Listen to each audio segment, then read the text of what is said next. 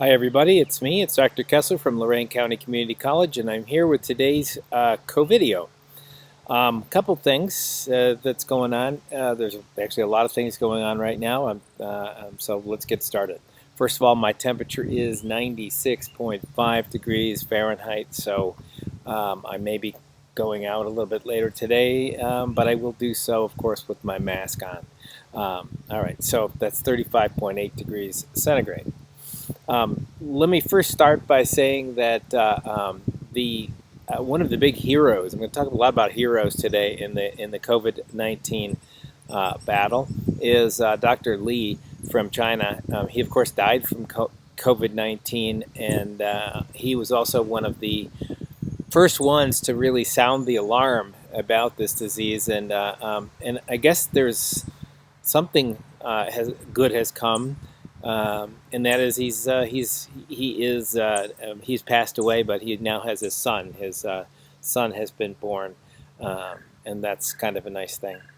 Second thing is a paper that came out of China as well. It's in Science, American Association for the Advancement of Science magazine, in today's issue, and it is all about a more monoclonal antibody studies that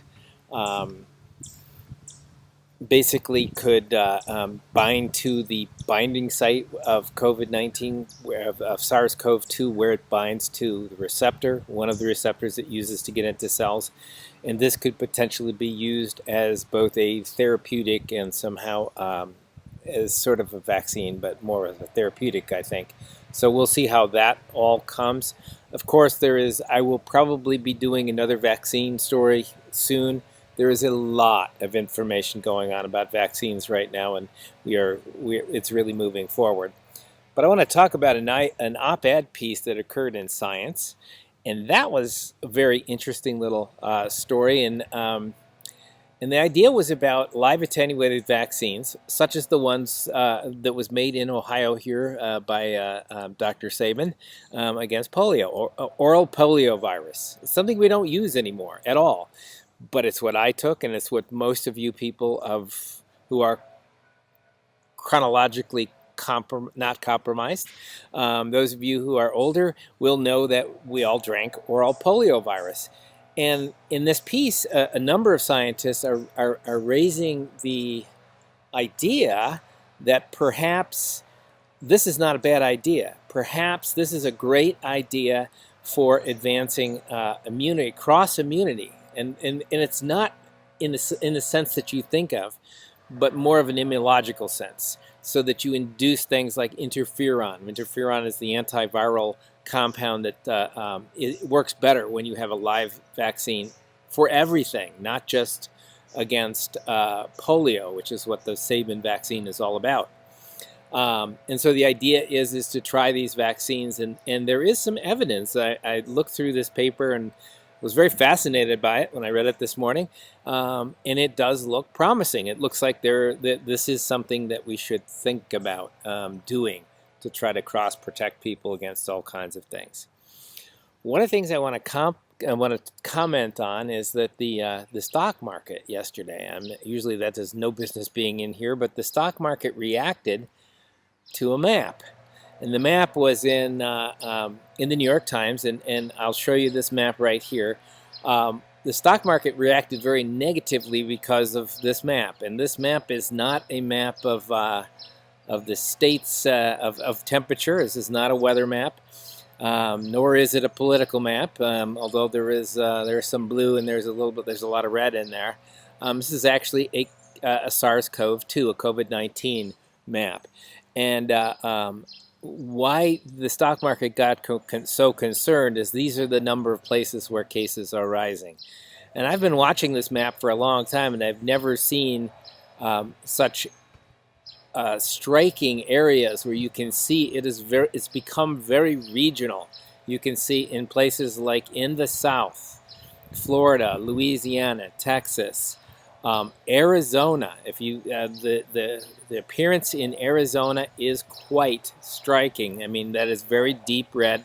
They're in the middle of some big troubles right now. And so this is what the stock market was reacting to, that there was a second wave coming, or really a first wave for these places.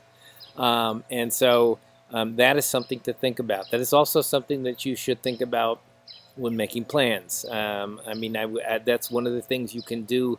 Obviously, you look at a weather map if you're going to go to the beach, and you think about whether I should go, but you also should go to the beach and think about what beach. Is it a safe beach? Is there a lot of people there, or are there a few people there? And is there a lot of cases? As you can see, there are many cases in the south of this, and that's a concern.